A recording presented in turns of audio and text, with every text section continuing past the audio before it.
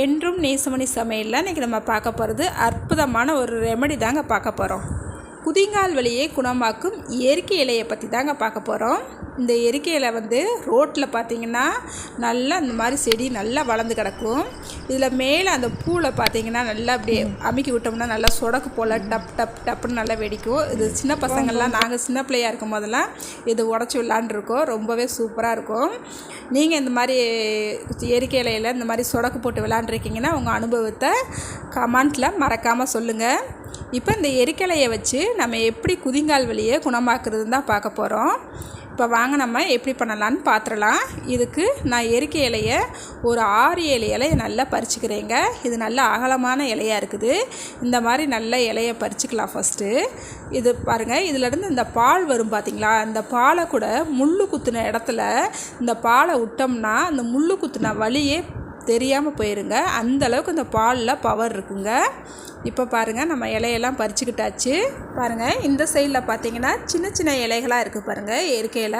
இந்த பழுத்த இலைகளையுமே குதிங்கால் வலிக்கு வைக்கலாங்க. பாருங்கள், இப்போ எரிக்கை இலையிலலாம் லைட்டாக தூசியெல்லாம் இருக்கும். இந்த பால்லாம் இருக்குது பார்த்திங்களா, இதெல்லாம் நல்லா கழுவிக்கலாம். நல்லா தண்ணி பிடிச்சி ரொம்ப அமுக்கி கழுவிடாதீங்க. லைட்டாக தண்ணி திறந்து விட்டு ஒவ்வொரு இலையாகவும் நல்லா இந்த மாதிரி தேய்ச்சி கழுவி எடுத்துக்கலாம். பாருங்கள், எல்லா இலையுமே நல்லா கழுவி எடுத்துக்கிட்டாச்சு. இதை ஒரு 5 நிமிஷத்துக்கு அப்படியே விட்டுறலாங்க. தண்ணியெல்லாம் நல்லா வடியிட்டோம். இப்போ ஒரு செங்கல் அடுப்பில் வச்சுருக்கேங்க.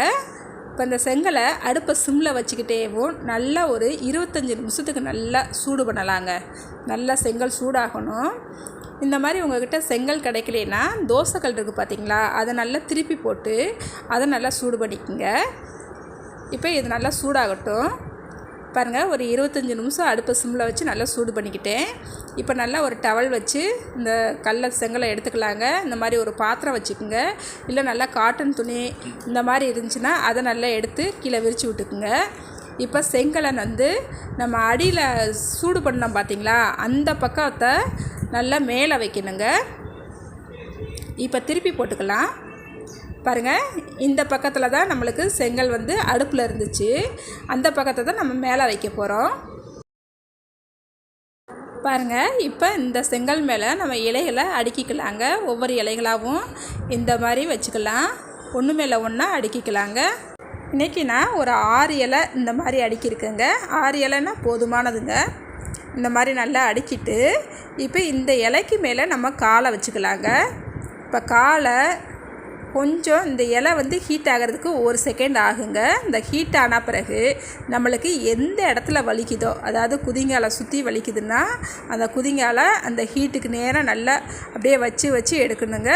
உங்கள் கால் எவ்வளோ ஹீட் தாங்குமோ அந்த அளவுக்கு அந்த காலை வச்சு எடுத்திங்கன்னா காலையிலையும் நைட்டுக்கும் 2 நேரத்துக்கு வச்சிங்கன்னா ஒரு 10 நாளைக்கு வச்சா போதுங்க.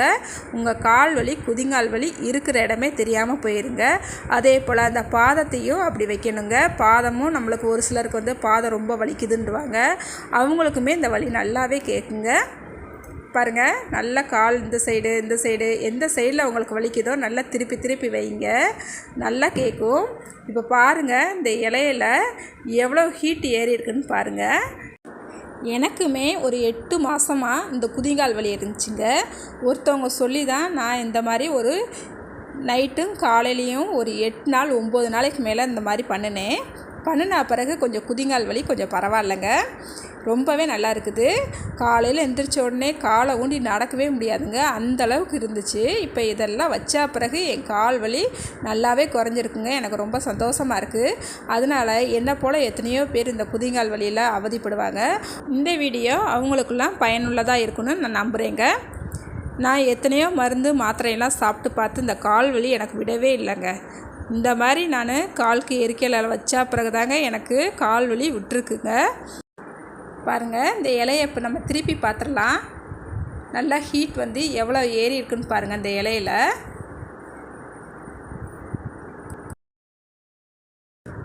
பாருங்கள், இந்த இலை எவ்வளோ சூடாகி எப்படி இருக்குன்னு பார்த்தீங்களா, கலரே கொஞ்சம் மாறிடுச்சு.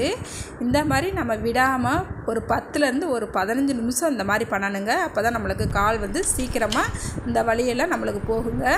இந்த வீடியோ உங்களுக்கு பிடிச்சிருந்தா மறக்காமல் லைக் பண்ணுங்கள், ஷேர் பண்ணுங்கள். புதுசாக வீடியோ பார்க்குறவங்களா இருந்தால் என்னோடய சேனலை சப்ஸ்கிரைப் பண்ணிக்கோங்க. அடுத்த ஒரு வீடியோவில் பார்க்கலாங்க. பாய்.